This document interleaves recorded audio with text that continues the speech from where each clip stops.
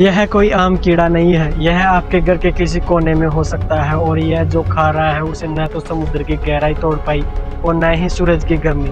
Plastic वो जिद्दी कचरा है जिससे पूरी इंसानियत हार चुकी है, मगर इस उंगली जितने कीड़े ने सिर्फ 12 घंटों में उसे गायब कर दिया। अगर यह सच है तो क्या हमें इस प्लास्टिक का पॉल्यूशन का अल्टीमेट सॉल्यूशन मिल गया, या हम एक ऐसी गलती करने जा रहे हैं जो प्लास्टिक से भी ज़्यादा खतरनाक है। कहानी शुरू होती है 2017 स्पेन में। डॉक्टर फेडेरिका अपने बैकयार्ड में मधुमक्खी के छत्ते साफ कर रही थी। उन्होंने कुछ वैक्स वर्म्स देखे और उन्हें एक प्लास्टिक के बैग में डाल दिया। कुछ घंटे बाद जब वो वापस लौटी तो बैग फटा हुआ था और कुछ कीड़े कमरे में फैल चुके थे। आमतौर पर कोई भी होता तो इसे कचरा समझकर फेंक देता, लेकिन डॉक्टर फेडेरिका की नज़र एक अजीब पैटर्न पर पड़ी। वो बैग फटा नहीं था, उसे खाया गया था। सच्चाई जानने के लिए वो कीड़ों को लैब में लेकर आई। टाइमर स्टार्ट हुआ और सिर्फ 40 मिनट में ही प्लास्टिक में छेद होने शुरू हो गए। लैब के एडवांस स्कैनर्स ने कंफर्म किया कि कीड़ों के थूक में कुछ ऐसा था जो प्लास्टिक के केमिकल बॉन्ड्स को तोड़ रहा था।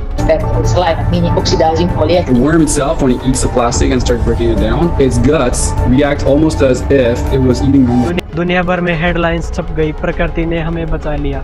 लेकिन रुकिए, इस सॉल्यूशन की जरूरत क्यों पड़ी? जरा ग्रेट पैसिफिक गार्बेज पेज को देखिए। यह समुद्र में तैरता हुआ कचरे का एक ऐसा ढेर है जो 2 पाकिस्तान या 3 राजस्थान जितना बड़ा है। यहाँ 1.8 ट्रिलियन प्लास्टिक के टुकड़े तैर रहे हैं, और यह तो बस वो कचरा है जो दिख रहा है। असली कचरा तो वो है जो दिखता नहीं।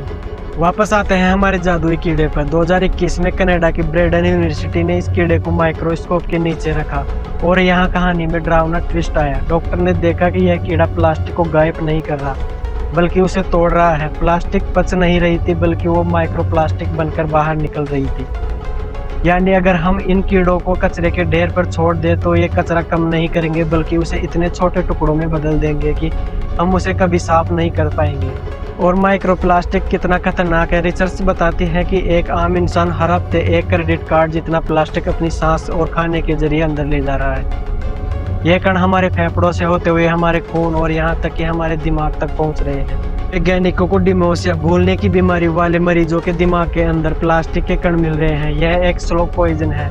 तो क्या वो कीड़ा बेकार था? नहीं, वैज्ञानिकों ने दिमाग लगाया कि कीड़े को मारो गोली, उसका हथियार चुरा लो। उन्होंने कीड़े के पेट में 2 खास एंजाइम मिले जिनका नाम था डेमीटर और सेरस। ये एंजाइम प्लास्टिक को तोड़ते नहीं, बल्कि उसे ऑक्सीडाइज करते हैं, यानी केमिकली पूरी तरह खत्म कर देते हैं बिना कोई माइक्रोप्लास्टिक छोड़े। Perfect solution, right?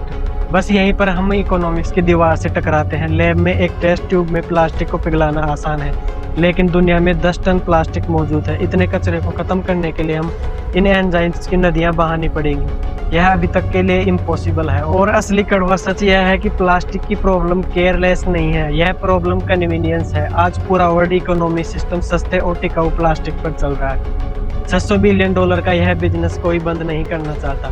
हम इंसान एक भ्रम में जीते हैं कि हर प्रॉब्लम का एक टैग सॉल्यूशन होगा। हमने जंगल काटे ताकि खेती कर सके, नतीजा सूखा पड़ गया। हमने प्लास्टिक बनाया ताकि पेड़ न काटने पड़े, नतीजा हम अब प्लास्टिक खा रहे हैं। हर सॉल्यूशन अपने साथ एक नई प्रॉब्लम लेकर आता है।